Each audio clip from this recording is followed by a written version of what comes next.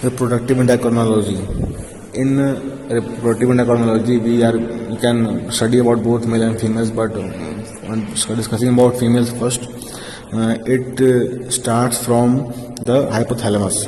The hypothalamus releases gonadotropin-releasing hormone, which forms FSH and LH. But first, FSH is formed, which goes to stimulate the ovary, in which there are follicles which developed into antral follicles. These antral follicles produce estrogen, which stimulates the uterus and leads to LH surge, which again causes release of egg from the follicle, which leads to formation of corpus luteum, and in turn the corpus luteum secretes progesterone, which helps in maintaining the secretory phase of the endometrium. The estrogen is mainly for the proliferatory phase of endometrium, and there is negative feedback, that is the estrogen, if increased in amount, it gives negative feedback to decrease FSH. Similarly, progesterone, if in more amount, gives negative feedback to decrease the amount of LH. The antral follicles are formed about 6 to 7 every month. The first start from primordial follicles, which gradually develop to primary follicles and secondary follicles, then antral follicles, and out of 6 to 7 antral follicles, there is one dominant follicle, which then converts into oocyte. And this oocyte is the one which is then responsible for production of egg.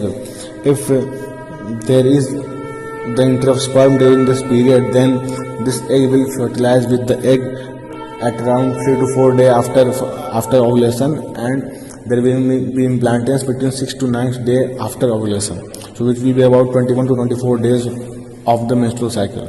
If this doesn't happen, then there is the egg which is released, it maintains its corpus luteum for up to 6 to 7 days, and after that there is a decrease in the secretion of progesterone from the corpus luteum, and since the decrease in the corpus luteum leads to less secretory hyperproliferation of the estrogen, and thus there is decrease in the maintenance of the endometrium, which causes shedding of endometrium. Also, there is decrease of estrogen by the end of the cycle, which also leads to shedding of the endometrium.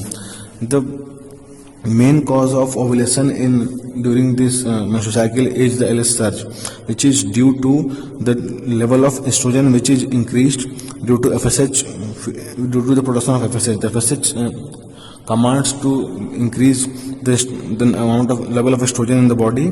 This estrogen level, when it is about 150 to 200 picogram, then this estrogen causes LH surge, which leads to production of corpus luteum, and this corpus luteum thus maintains the endometrium for up to the end of the menstrual cycle, till it regresses, and there is regression of the endometrium, and all the contents of the endometrium are expelled out after being shedded.